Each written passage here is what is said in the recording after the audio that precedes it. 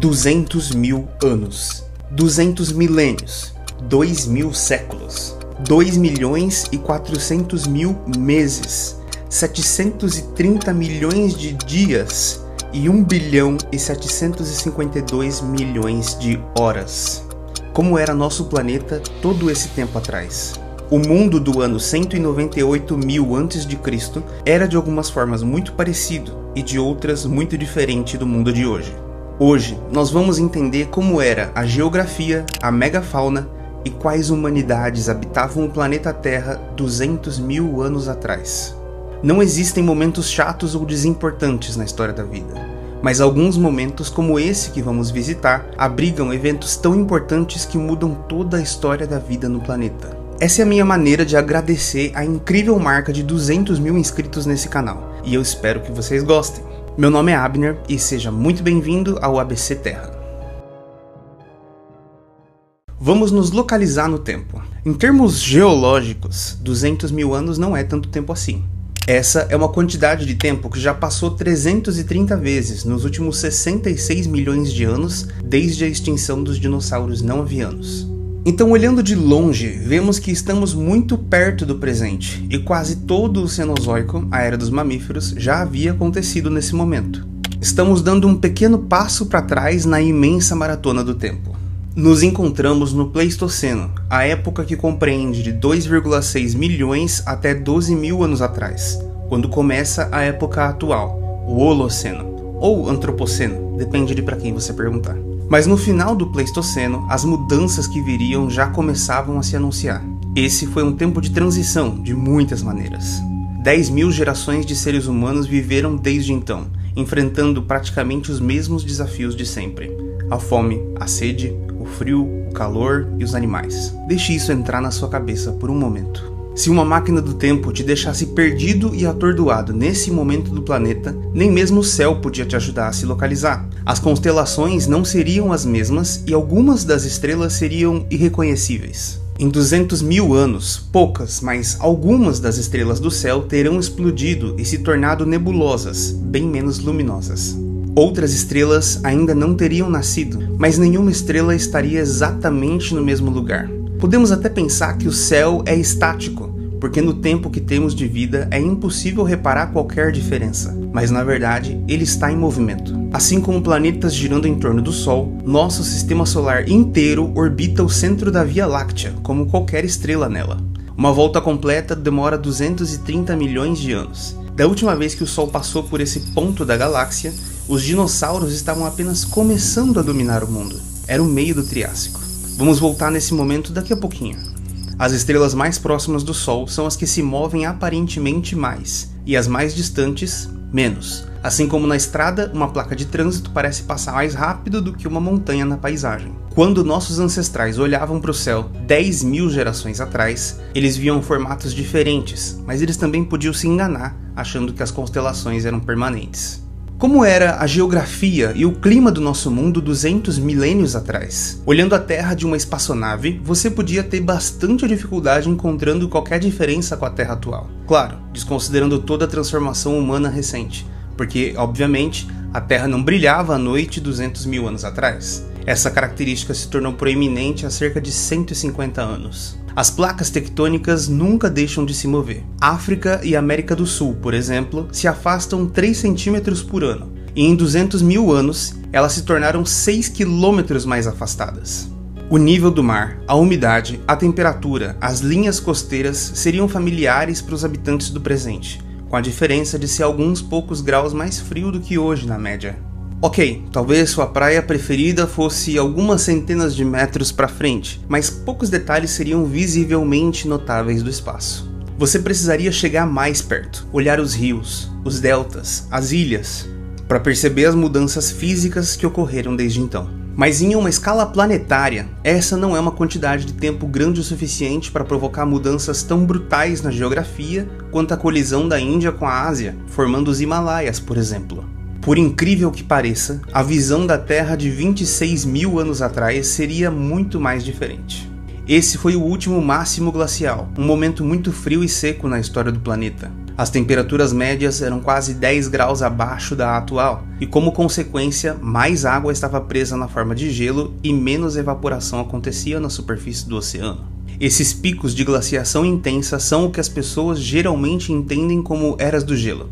Mas é mais complicado. 200 mil anos atrás, nós estávamos em uma era do gelo, e nós ainda estamos em uma era do gelo. Essa é a glaciação do Pleistoceno, que começa, você adivinhou, com o Pleistoceno, 2.600.000 anos atrás. Diferente do que a maioria das pessoas pensam, eras do gelo não são momentos em que o planeta fica completamente congelado. Algumas delas foram assim, mas isso é um evento extremo que aconteceu pela última vez no Criogeniano, a Terra Bola de Neve.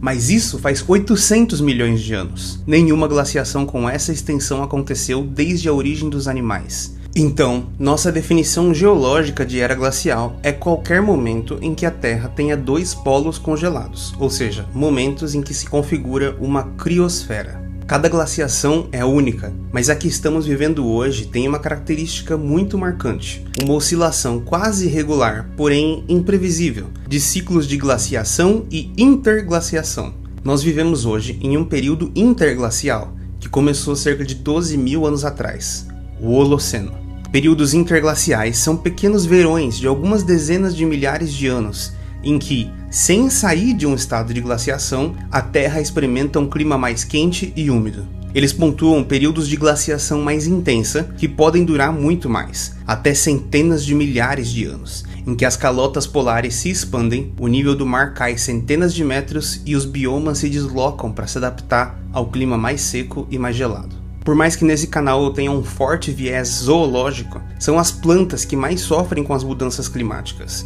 sendo elas extremamente sensíveis mesmo a pequenas variações.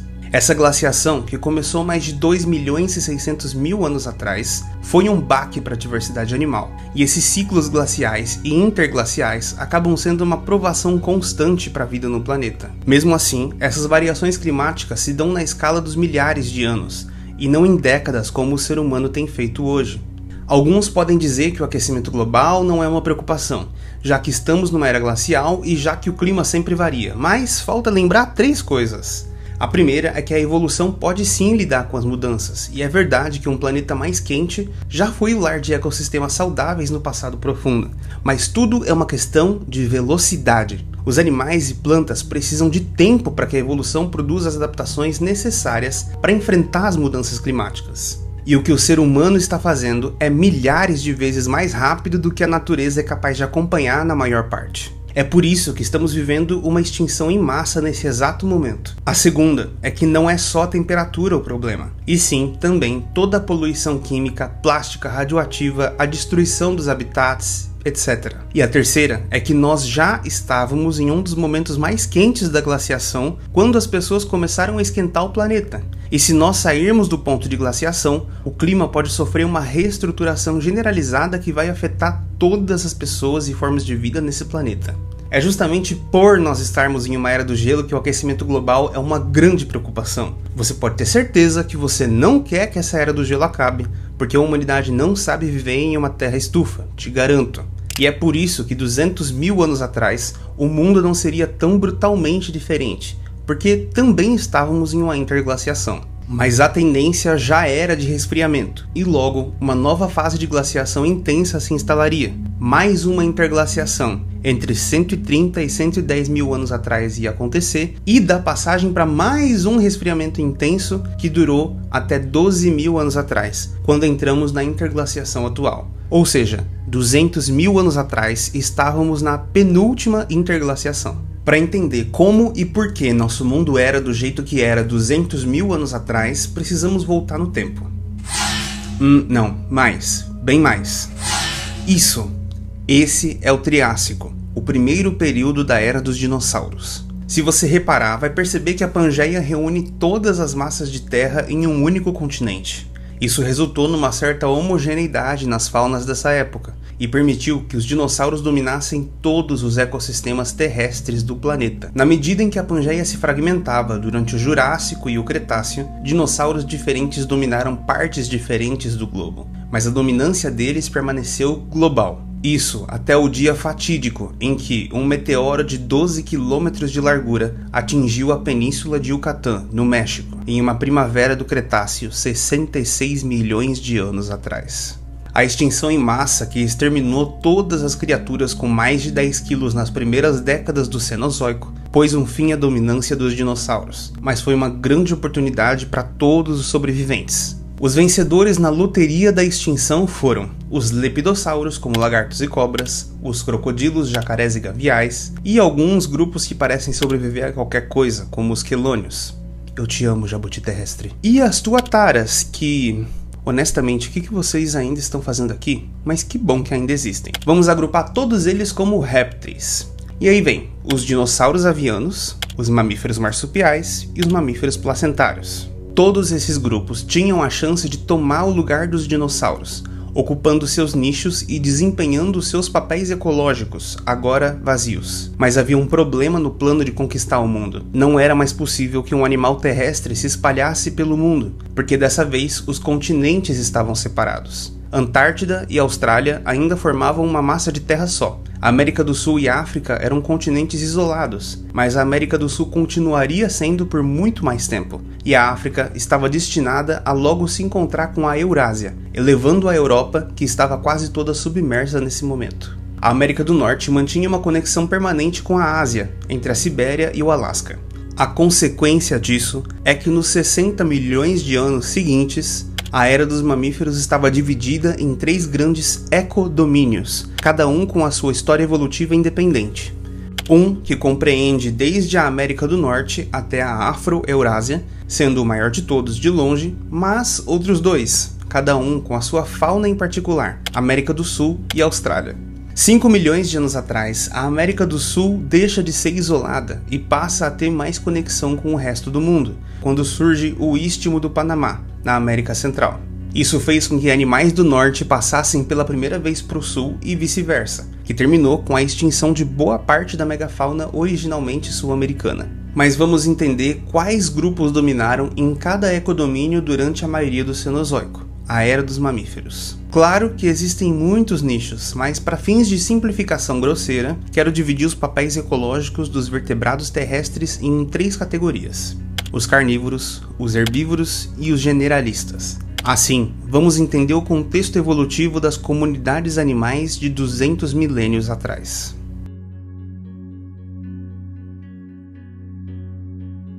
No maior ecodomínio do Cenozoico, mamíferos placentários conseguiram conquistar os 3 grandes nichos: a carnivoria, a herbivoria e o generalismo. Logo, o mundo de 200 mil anos atrás reflete essa realidade.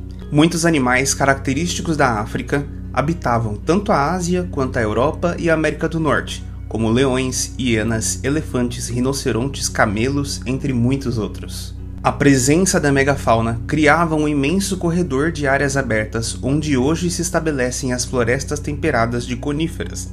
Esse era de longe o maior ecossistema da Terra, uma savana gelada apelidada Estepe de Mamute, onde habitaram os animais mais característicos da megafauna da Era do Gelo. Mas essa configuração de savana permanecia mesmo durante as interglaciações, durante todo o Pleistoceno. E em termos geocronológicos, ela acabou de colapsar. A megafauna do Pleistoceno acabou de levar um golpe muito duro, e uma grande parcela da megafauna do planeta foi extinta em um breve período de tempo que coincide com o início da atual interglaciação. A extensão da parcela de culpa das humanidades nessa extinção ainda é muito debatida. Com a megafauna virtualmente extinta, as árvores que antes eram pisoteadas e derrubadas começaram a crescer. O que era uma imensa, populosa e diversa savana até 10 mil anos atrás, se tornou uma floresta monótona, pobre em diversidade, tanto animal quanto vegetal. Então, por mais que estivéssemos em uma interglaciação 200 mil anos atrás, essas florestas do hemisfério norte eram muito mais restritas, e no lugar delas havia uma versão fria da savana africana. Ao invés de elefantes, tínhamos mamutes, e ao invés de rinocerontes, tínhamos rinocerontes lanosos, e por aí vai. Mas alguns animais se destacam. Um dos animais incríveis que coabitaram a África, Oriente Médio e subcontinente indiano com os nossos ancestrais foi Civatherium. Esse animal é provavelmente o maior girafídeo e o maior ruminante que já existiu, com uma aparência imponente e 2 pares de chifres na cabeça. Ele tinha um aspecto que lembraria um okapi gigantesco, e esse animal incrível pode ter vivido até tempos tão recentes quanto 8.000 anos atrás. Algumas artes rupestres na África parecem dar match com os esqueletos desse animal, o que significa que eles faziam parte da paisagem durante a esmagadora maior parte da história da humanidade. E ainda assim, Silvatherium era apenas um gênero dentre muitos girafídeos que já popularam o planeta. Outro animal fascinante que pode ter convivido com outras humanidades, como os Homo erectus, é o Gigantopithecus. Ele foi o maior primata que já existiu, e habitou as florestas da Índia, China e Vietnã entre 5 milhões e 100 mil anos atrás. Ele era próximo dos orangotangos, podia chegar a 3 metros de altura e pesar incríveis 600 quilos. A dieta do Gigantopithecus, assim como a do panda, consistia quase inteiramente de bambu e de frutas, e as causas da sua extinção ainda são controversas. 200 milênios atrás, a visão do Gigantopithecus para o pequeno Homo erectus, ou até mesmo para os denisovanos, pode ter sido absolutamente intimidadora. Eles ainda viveriam por 100 mil anos nesse momento, antes que fossem esquecidos pelo tempo. Todas as espécies de elefantes que existem hoje já existiam nessa época, além de muitos outros. Na Eurásia, o mamute lanoso, o mais famoso dos mamutes, habitava desde a Europa até a Sibéria, em toda a extensão da estepe de mamute. Nós conhecemos essa espécie intimamente, até mesmo no nível genético. Foi possível sequenciar o genoma desse mamute extinto a partir de amostras de material orgânico preservado pelo permafrost, o solo congelado no Círculo Ártico. Às vezes, temos a sorte de encontrar indivíduos inteiros, com níveis de detalhe como o pelo e a última refeição ainda preservadas, como é o caso da filhote Yuba. Existem hoje planos sérios para trazer essa espécie de volta à vida, para um projeto de reconstrução do ecossistema ártico chamado Parque do Pleistoceno. Mas isso é uma história para outro vídeo. Mas a clonagem não pode ser feita com espécimes de 200 mil anos atrás, porque o material genético se degenera muito rápido. Os espécimes sequenciados são 160 mil anos mais novos, pelo menos. Essa, que é uma das espécies mais carismáticas da Era do Gelo, viveu até cerca de 4.000 anos atrás, com uma última população na ilha de Wrangel. Sabemos que não apenas os mamutes eram caçados pela sua carne, mas também que seus ossos serviam como material de construção para cabanas e templos, mas a evidência disso não é tão antiga. Na América do Norte, no entanto, dominava o mamute columbiano, uma espécie consideravelmente maior do que o mamute lanoso, sendo um dos maiores probicídeos de todos os tempos. Assim como os elefantes atuais tinham suas versões peludas, os rinocerontes também já foram bastante comuns em toda a Eurásia. O gênero Elasmotherium é o mais conhecido dos rinocerontes da Era do Gelo. Pinturas rupestres mostram que nossos ancestrais conviveram e caçavam esses animais, que podem ter se extinguido cerca de 30 milênios atrás. As primeiras reconstruções mostram o Elasmotherium com um imenso chifre pontiagudo, mas estudos mais recentes apontam para um outro formato, como um domo. Smilodon é o mais famoso predador do Pleistoceno, um gênero de tigres dente de sabre que não eram exatamente tigres, como o nome popular sugere. Ele viveu, como grande parte da megafauna da Era do Gelo, até 10 mil anos atrás nas Américas do Norte e do Sul. Aqui, devem ter evitado competição com as onças pintadas, se especializando em presas maiores, o que pode ser também a causa de sua extinção. Os dentes caninos superiores eram muito longos e grossos, mas também frágeis, o que significa que eles não podiam depender exclusivamente dos dentes para caçar. Seus braços são mais fortes do que a média dos felinos, e ao que parece, era deles que as espécies de Smilodon dependiam para abater suas presas. Uma ampla variedade de bovídeos selvagens habitava da África até a Eurásia, mas talvez o mais impressionante de todos seja Pelorovis. Esse bovídeo africano tinha um chifre impressionante, cujas funções ainda são debatidas. Ele pode ter vivido até tempos tão recentes quanto 4 milênios atrás, e sua convivência com humanos também é documentada em artes rupestres. Mas o bovídeo mais importante e presente em toda a história da humanidade foi o auroch. Esse boi selvagem deu origem a todas as raças modernas de gado, em alguns eventos independentes de domesticação. Sua distribuição era extremamente ampla, desde a Sibéria até a Europa e a Índia. Os aurochs se extinguiram durante o final do Holoceno, devido à perda de habitat e à caça, quando o último indivíduo morreu em 1627, na floresta de Jaktoro, na Polônia.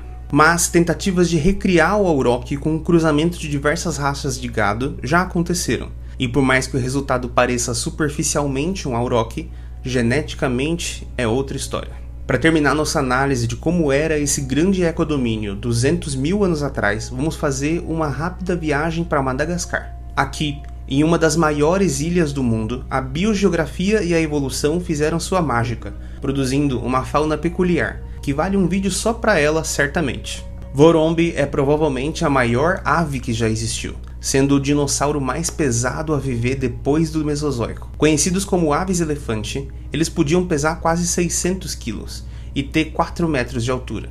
Apesar do tamanho, esse era um animal herbívoro e oportunista, e não um caçador feroz. Com toda a caça e procura pelos ovos, esse animal acabou sendo extinto recentemente, no ano 1000 d.C. Agora vamos ver o que estava acontecendo no hemisfério sul 200 mil anos atrás, com os 3 continentes restantes, América do Sul, Antártida e Austrália. Não tem muito o que se dizer sobre a Antártida nesse período, já que esse continente foi quase esterilizado por temperaturas congelantes há mais de 40 milhões de anos. Mas, se ele ainda tivesse uma fauna e flora nativa diversa, provavelmente teria mais semelhanças com a da Austrália, o último continente a ter contato com a Antártida 90 milhões de anos atrás. E é dela que vamos falar. A Austrália é conhecida até hoje como um lugar de animais completamente diferentes do resto do mundo, dominado por marsupiais. Mas 200 mil anos atrás isso era ainda mais pronunciado. Vamos ver quem estava ocupando cada papel ecológico no continente australiano. O generalismo foi conquistado pelos mamíferos marsupiais, assim como a herbivoria, mas a posição de predador foi dominada pelos répteis, principalmente porque eles são mais adaptados a climas áridos como o australiano. Vamos conhecer esses animais. Um dos mais importantes e duradouros predadores da Austrália foi King Cana, esse crocodilo terrestre completamente quadrúpede com as pernas longas. Crocodilos terrestres são uma coisa que volta e meia acontece na evolução, mas esse foi o que viveu até mais recentemente, tendo surgido quase 30 milhões de anos atrás e sobrevivendo até 10 mil. King Cana podia medir 3 metros de comprimento e pesar 200 quilos. Outro réptil gigante que aterrorizava a vida da megafauna australiana foi Megalania, um parente gigante dos dragões de Komodo, que por sua vez já são versões gigantes de lagartos monitores varanídeos. Megalania podia chegar a 5 metros de comprimento, e se a sua estratégia de caça for parecida com as dos dragões de Komodo atuais, ele era capaz de se alimentar mesmo dos maiores animais da época. Ele conviveu por alguns milênios com os primeiros povos aborígenes da Austrália, antes de ser extinto há cerca de 40 mil anos. Aqui é mostrado predando um geniornis, uma ave gigante herbívora que também é digna de nota.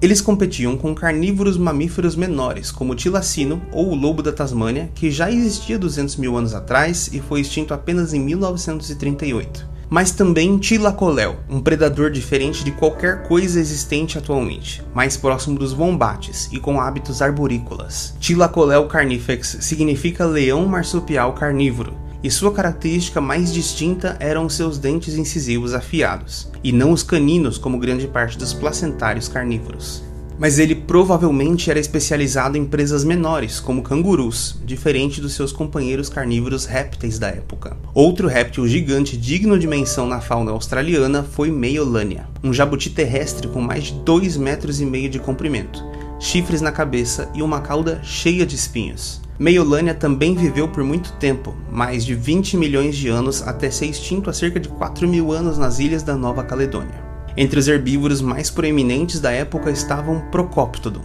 um gênero de cangurus gigantes que, assim como os cavalos, andavam sobre um dedo só. Alguns dizem que seu peso, em torno de 300 quilos, tornaria impossível que ele se movimentasse pulando como cangurus atuais, e que a sua anatomia sugere que ele andava com uma perna de cada vez. O gênero esteve presente até pelo menos cerca de 45 mil anos atrás, antes de ser extinto, embora algumas evidências indiquem que ele pode ter sobrevivido até 18 mil anos atrás. Mas de longe, o maior animal que existia na Austrália 200 mil anos atrás era Diprotodon, que também foi o maior marsupial que já existiu.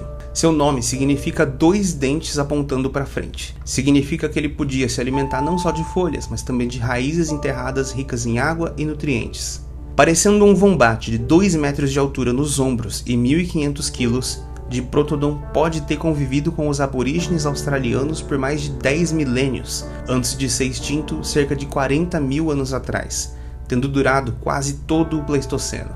O último animal da megafauna australiana do Pleistoceno que eu separei para mostrar para vocês é o Palorchestes, uma criatura cujos hábitos de vida e aparência ainda são consideravelmente misteriosos. Em dimensões, ele seria comparável a um cavalo, e evolutivamente ele é próximo do Diprotodon.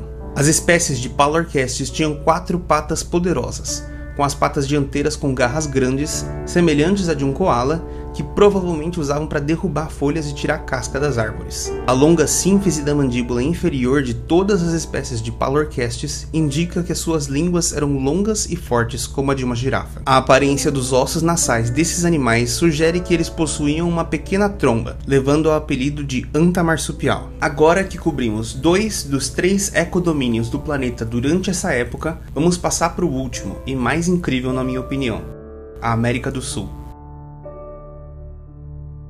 Assim como a Austrália, nosso continente também teve uma história evolutiva independente, sendo um continente isolado desde antes do dia final do Cretáceo. Também como a Austrália, ele não abrigava nenhuma humanidade de qualquer espécie nessa época, mas diferente da Austrália, a América do Sul estabeleceu contato com o resto do mundo entre 5 e 3 milhões de anos atrás, quando o soerguimento do Istmo do Panamá possibilitou o grande intercâmbio americano. Nesse evento, animais do norte migraram para o sul e vice-versa. 200 mil anos atrás, a América do Sul era uma grande mistura entre animais originários e os imigrantes do norte. Por uma grande parte da sua história, a América do Sul foi o único continente onde os dinossauros foram capazes de dominar novamente o nicho da carnivoria. O auge das aves do terror, predadores que alcançavam velocidades absurdas com um bico pontiagudo, terminou quando a competição com predadores do norte exigiu demais desses animais incríveis. Mas, por quase 3 milhões de anos, elas foram capazes até mesmo de invadir a América do Norte e se diversificarem brevemente, assim como preguiças gigantes. 200 mil anos atrás, os mamíferos placentários já ocupavam todos os grandes papéis ecológicos na América do Sul, mas nunca sem a competição de marsupiais e aves. Se pudéssemos voltar no tempo para ver como era a América do Sul nessa época, havia uma chance de encontrarmos as últimas aves do terror, os psilopteros. Eles eram uma espécie pequena, porém antiga de ave do terror, que pode ter vivido de uma forma muito semelhante à siriema, parente vivente mais próxima delas. Esse último gênero de Phorus racídeo pode ter sobrevivido até muito recentemente, cerca de 20 mil anos atrás. Os mais famosos, fascinantes e carismáticos animais de todo o Cenozoico endêmico sul-americano são as preguiças gigantes, com certeza. Elas foram um grupo diverso de preguiças terrícolas que podiam chegar a tamanhos comparáveis a elefantes, como o Megatherium. Sua anatomia, com pernas curtas, uma bacia ampla e braços longos, sugere que esse animal passava muito tempo sentado, puxando galhos para se alimentar. Elas foram um dos primeiros fósseis a serem reconhecidos como um animal extinto pelo naturalista George Cuvier. Assim como as aves do terror, elas também invadiram a América do Norte há cerca de 4 milhões de anos, sendo extintas em ambos os continentes há quase 10 mil anos. Ela é um xenartro, uma ordem de mamíferos originária do nosso continente, que inclui preguiças, tatus e tamanduás. Essas preguiças também são conhecidas pelas imensas paleotocas que cavavam, às vezes com centenas de metros de profundidade, em um complexo de túneis que só pode ter sido obra de muitas gerações de preguiças. Esses buracos são tão grandes que é possível andar confortavelmente de pé em alguns deles. 200 mil anos atrás, elas ainda eram muito comuns em todo o continente, assim como suas tocas. Os primeiros humanos a colonizarem a América do Sul, há cerca de 15 mil anos, certamente encontraram esses animais, e a memória deles pode ser preservada em lendas folclóricas, como a do Mapinguari.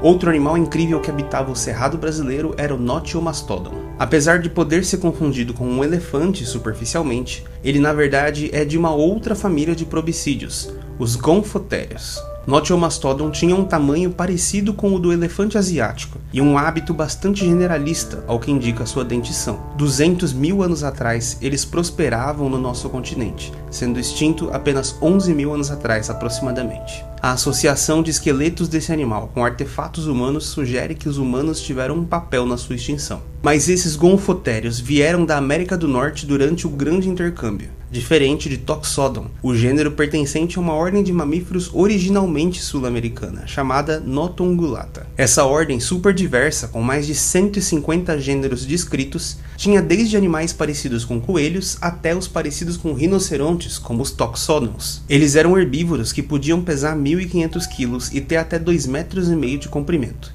Mixotoxodon foi o único membro do grupo a ter sucesso em invadir a América Central e o sul da América do Norte, chegando ao norte do Texas. Eles estiveram presentes durante todo o Cenozoico do nosso continente, e adivinha quando eles desapareceram? 10.000 anos atrás. Charles Darwin estudou um crânio de Toxodon que ele comprou de um fazendeiro no Uruguai, o descrevendo como um dos animais mais estranhos já encontrados. Ele ficou confuso, já que o crânio era tão grande quanto o de um hipopótamo, mas os dentes pareciam de roedores, um animal diferente de qualquer coisa viva. Essa foi uma das suas inspirações para a origem das espécies. Macrauchenia era um litopterno, outra ordem originalmente sul-americana, proximamente relacionada aos notongulados. Sua semelhança com as lhamas chamou a atenção dos seus descobridores, mas ela é apenas superficial. O formato do crânio abre a possibilidade de especular a presença de uma tromba curta, como ele foi apresentado em A Era do Gelo. Ele tinha 3 dedos e era uma parte importante da megafauna sul-americana, também se extinguindo 10.000 anos atrás. E falando em outro animal que desapareceu por essa época, Glyptodon foi um gênero de tatu gigante que viveu aqui e eventualmente colonizou partes da América do Norte durante o Pleistoceno. Imagine um tatusca, um tatu do tamanho de um fusca. Esse era o Glyptodon. Ele foi provavelmente uma das presas mais visadas dos primeiros humanos a colonizar as Américas, já que eles tinham adaptações que os defendiam de outros tipos de predador. Muitos dos fósseis encontrados estão virados de ponta cabeça, posição que eles seriam mais vulneráveis. Alguns animais relacionados mais antigos convergiram com os anquilossauros, desenvolvendo uma clava óssea no final da cauda, que é, na minha opinião, uma das armas mais incríveis já produzidas pela evolução. Esse era o nosso continente 200.000 anos atrás. Para concluir um panorama de como era nosso planeta 200 milênios no passado, não podiam faltar as espécies humanas presentes. Diferentemente de hoje, que somente uma espécie humana existe, nesse tempo 6 humanidades diferentes habitavam o planeta Terra. Quanto mais aprendemos sobre essas outras espécies humanas, mais entendemos o quanto elas eram parecidas conosco. Traços que antigamente pensávamos pertencer apenas à nossa espécie, na verdade, já existiam em muitos representantes do gênero Homo, como a linguagem, cultura material, rituais simbólicos e o domínio do fogo. Nós subestimamos nossos primos humanos e estamos aos poucos desconstruindo o estereótipo uga-buga de homens das cavernas burros e animalescos. Outra coisa que tem mudado muito é a nossa própria visão de evolução. Até um século atrás, dominava a visão da ortogênese, a famosa iconografia da evolução que, sinceramente, é uma das coisas que eu mais odeio. A maioria das pessoas que tentam refutar a evolução dizendo "Mas se o homem veio do macaco, por que existe macaco ainda?", pensam que a evolução é isso, uma fila de espécies, uma melhor que a outra, culminando em um ser perfeito, o ser humano. Mas isso não podia estar mais errado. Evolução não significa melhoria, nem complexificação, nem funciona igual Pokémon. Assim como seu avô não virou seu pai, que não virou você, os seres humanos não vieram de chimpanzés. E sim, humanos e chimpanzés modernos descendem de um ancestral comum que viveu cerca de 7 milhões de anos atrás. E um é tão evoluído quanto o outro. A visão filogenética da evolução é como uma árvore, em que espécies se diversificam e criam novos ramos. Mas, ainda mais modernamente, temos percebido que em pequenas escalas, a evolução pode ser mais como uma teia do que como uma árvore, já que com uma certa frequência, espécies próximas acabam produzindo híbridos. Esse processo tem uma grande importância na evolução da nossa espécie, como vamos perceber ao conhecer cada uma das espécies humanas que viviam nessa época. Homo erectus foi a espécie humana mais duradoura. Viveu mais de 2 milhões de anos no todo, que é muito comparado aos 300 mil anos da nossa espécie. Eles parecem ter sido os primeiros humanos modernos, e podem ser os ancestrais de todas as humanidades que serão citadas a seguir. Eles podem ter sido os primeiros a usar linguagens simbólicas, dominar o fogo e viver em grupos maiores. Por conta da sua ampla distribuição geográfica e temporal, Homo erectus tem muita variação de tamanho e formato, e outras espécies podem estar abrigadas dentro desse nome. A única evidência fóssil de grupos de Homo erectus vem de 4 locais do Quênia, onde 97 pegadas feitas há 1.500.000 anos provavelmente foram deixadas por um grupo de pelo menos 20 indivíduos. Um desses rastros, com base no tamanho das pegadas, pode ter sido um grupo inteiramente masculino, o que poderia indicar que eles eram algum grupo de tarefas especializado, como um grupo de caça ou de patrulha. Se estiver correto, isso também indicaria a divisão sexual do trabalho, que distingue as sociedades humanas das de outros grandes símios e mamíferos carnívoros sociais. Mas 200 milênios atrás, os dias de glória do Homo erectus já haviam passado. Ele era uma espécie ameaçada, há poucos milênios da extinção. Homo heidelbergensis foi uma espécie humana da região mediterrânea, entre Europa e África, que pode ter sido ancestral comum entre Homo sapiens e neanderthalenses. O uso do fogo se tornou comum entre eles 400 mil anos atrás, o que significa que eles já tinham intimidade com o fogo há 200 mil anos nessa época, aproximadamente. Eles surgem 700 milênios atrás, e nesse momento estavam à beira da extinção. Também não sabemos muito sobre os denisovanos, uma humanidade asiática que parece ter se hibridizado tanto com os neandertais quanto com os sapiens. Uma garota adolescente híbrida de primeira geração, apelidada de Deni, foi descoberta com um pai denisovano e uma mãe neandertal. Além disso, 4% do genoma denisovano vem de uma espécie humana arcaica desconhecida que divergiu dos humanos modernos há mais de 1 milhão de anos. Essa facilidade de hibridização entre as espécies humanas parece sustentar a hipótese de que todas elas descendem de um ancestral comum relativamente recente. Eles desapareceram de grande parte da Ásia 30 mil anos atrás, mas podem ter permanecido em lugares isolados até 15 mil anos atrás. A maioria do que conhecemos sobre eles vem da análise de seus dentes. Fósseis mais completos ainda estão para ser descobertos. Uma das humanidades mais incríveis que existiram 200 mil anos atrás era o povo nativo da Ilha de Flores, o Homo floresiensis. Ele é apelidado de Hobbit, já que a biogeografia de ilha os encolheu até 1,10 m de altura, mas mantendo as proporções dos humanos arcaicos. Esse hominídeo existiu até 50 mil anos atrás. Seu desaparecimento coincide com a chegada dos humanos modernos na região. O material esquelético do Homo floresiensis é agora datado de 60 mil a 100 mil anos atrás. Ferramentas de pedra recuperadas ao lado dos restos esqueléticos eram de horizontes arqueológicos que variam de 50 mil a 190 mil anos atrás. A chegada dos sapiens e provavelmente denisovanos pode ter sido um tipo de invasão de gigantes para esse pequeno povo. O mais famoso dos hominídeos que coexistiu com a nossa espécie 200 mil anos atrás foram os neandertais. Esse ser humano era mais baixo, mais musculoso, tinha membros mais curtos proporcionalmente, mas uma feição mais robusta, com um cérebro maior na média do que os sapiens.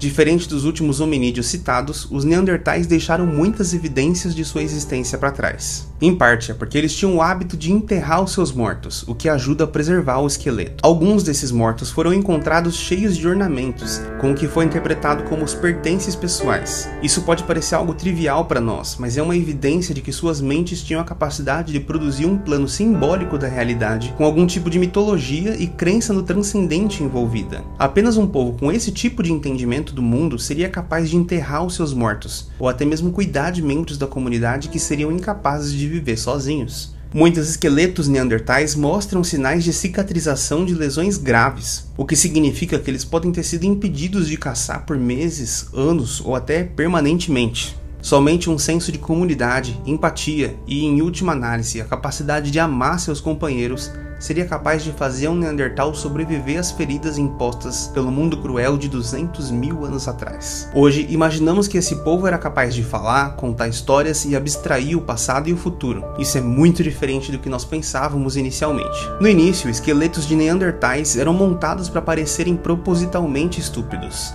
As pessoas não eram capazes de aceitar que houvesse uma outra espécie de ser humano tão inteligente quanto a nossa, ao ponto do anatomista Ernst Haeckel tentar nomear a espécie Homo stupidus. Os neandertais têm uma longa história evolutiva. Os primeiros exemplos conhecidos de fósseis semelhantes aos neandertais têm cerca de 430 mil anos. Os neandertais mais conhecidos viveram entre cerca de 130 mil e 40 mil anos atrás, após o que todas as evidências físicas deles desaparecem. 200 mil anos atrás, neandertais já existiam há pelo menos 230 mil anos, e eles estavam a 100 mil anos do seu auge e 160 mil anos de sua extinção. Nessa época, eles já eram capazes de produzir ferramentas como pontas de flecha de pedra. Sua distribuição em toda a Europa e Oriente Médio se sobrepôs à distribuição de Homo sapiens, e evidências genéticas apontam que isso pode explicar o seu desaparecimento. Pessoas com etnias de origem subsaariana, como os povos originários da África, Índia e Oceania, não têm nenhum traço de DNA neandertal, diferente de outras etnias humanas que podem ter até 4% de DNA neandertal no seu genoma. Isso significa que o cruzamento entre as duas espécies já foi comum e que a extinção dos neandertais puros pode não ter sido devido à sua inferioridade e estupidez,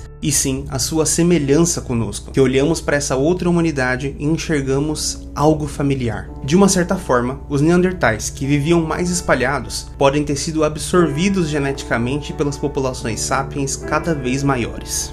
Mas onde estávamos nós 200 mil anos atrás? Por muito tempo, os cientistas imaginavam que a humanidade teria surgido durante essa época, mas achados mais recentes estendem em 100 mil anos a história da nossa espécie. Os primeiros Homo sapiens viveram no leste da África 300 mil anos atrás. Eles compartilharam o mundo com outras 5 humanidades, pelo menos. Nossos ancestrais nessa época tinham a pele negra e eram habilidosos produtores de ferramentas, como lanças, arcos e flechas. Isso permitia que nós não precisássemos chegar tão perto da caça quanto o Neandertal, por exemplo, o que pode ter nos tornado caçadores eficientes, e talvez até eficientes demais. Não foi fácil, e nem de uma vez só e de uma forma linear, mas os seres humanos lentamente conquistaram espaços em todos os continentes do mundo pelos próximos 180 mil anos, sendo o último lugar a ser populado a América do Sul. Aparentemente, a nossa chegada às diferentes regiões do mundo tem uma relação com o desaparecimento da megafauna e as demais humanidades. Nossa espécie, assim como todas as humanidades, surgiram durante a glaciação do Pleistoceno, um momento delicado para toda a biosfera, como qualquer era do gelo. Talvez os ecossistemas já estivessem debilitados quando os seres humanos chegaram, e a nossa pressão pode ter sido demais para muitos desses animais.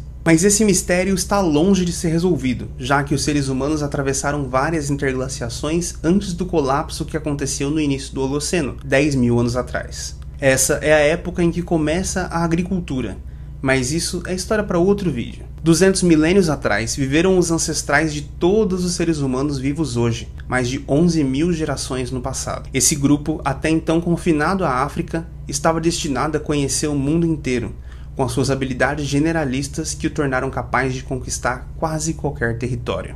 É a história deles que 200 mil anos depois produziria o nosso mundo. Existem muitos outros aspectos do nosso mundo nesse tempo fascinante que eu não pude abordar nesse vídeo, mas deixe nos comentários se você gostou de conhecer a megafauna dessa época e que perguntas ficaram desse vídeo. Me diga também que outros momentos da história do nosso mundo você gostaria de conhecer. Não se esqueça de se inscrever para mais histórias perdidas no tempo e compartilhar com amigos que podem se interessar pelo tema. Muito obrigado e tenha uma ótima vida.